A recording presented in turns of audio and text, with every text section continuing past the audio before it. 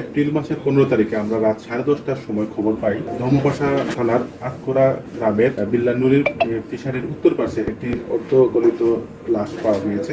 তো জানা যায় তার নাম হচ্ছে সাইফুল ইসলাম, সে পেশায় একজন অটো চালক। সেই ঘটনাটি আমরা তদন্ত করাকালীন অবস্থায় 25 তারিখের দিকে আমরা নিমাইকুনা হাওরে আরেকটি লাশের সন্ধান, মাথার খুলি এবং কিছু কঙ্কালের হাড় ছিল।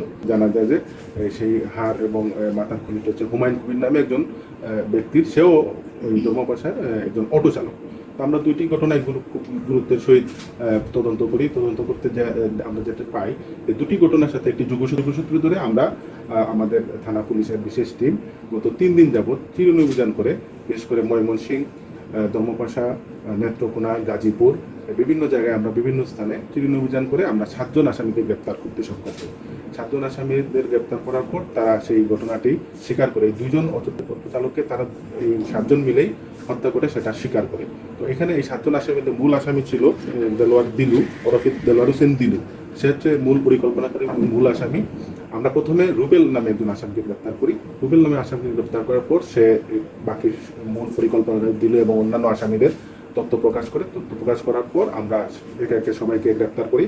তখন দিলু, মূল আসামি যে দিলু, সে যেটি জানায় যে সে সহ 6 জন আসামি তারা প্রথমে পরিকল্পনা করে, প্রথমে সাইফুল ইসলাম যে অটো চালক, তার অটোটি ছিনতাই করবে সেটি পরিকল্পনা করে। তো সাইফুল যেহেতু তাদের পরিচিত, তখন ওরা প্ল্যানটা একটু পরিবর্তন করে হুমায়ুন কবির নামে অটো চালক, তাকে তার অটোটি ভাড়া করে হাওড়ের দিকে, নিমাইকুনা হাওড়ের দিকে নিয়ে যায়।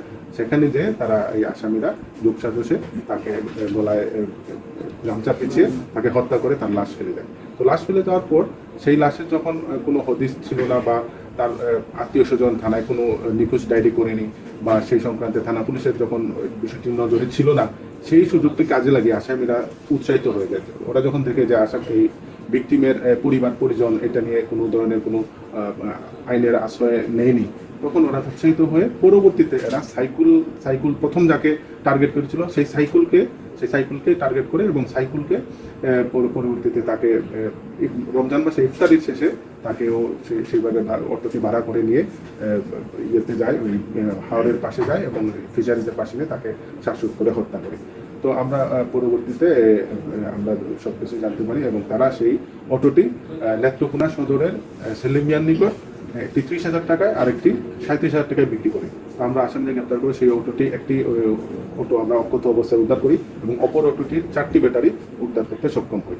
তাদের কাছে বিজ্ঞ আদালতে প্রেরণ করা হয়েছে এবং আসামিরা 164 ধারায় জবানবন্দিমূলক দোষস্বীকারমূলক জবানবন্দি প্রদান করবে বলে আমাদেরকে জানায় এবং আমরা সেটি তাদেরকে আমরা আদালতে সুপর্দ করেছি। যে অটো রিক্সাগুলো, এগুলো তো আসলে কোনো লাইসেন্স বা ওই ধরনের কোনো কাগজ না থাকার কারণে এগুলো যেহেতু ট্রেস থাকে না, যার কারণে এবং এগুলো খুব সহজেই ভাঙারি হিসাবে বিক্রি করা যায় এবং এই অটোতে যে ব্যাটারিগুলো থাকে এগুলো মোটামুটি একটা ভালো দামেই পাওয়া যায়। সেই জন্য এটা খুব সহজ এবং এটা বিভিন্ন জায়গায় বিক্রি করাটাও সহজ।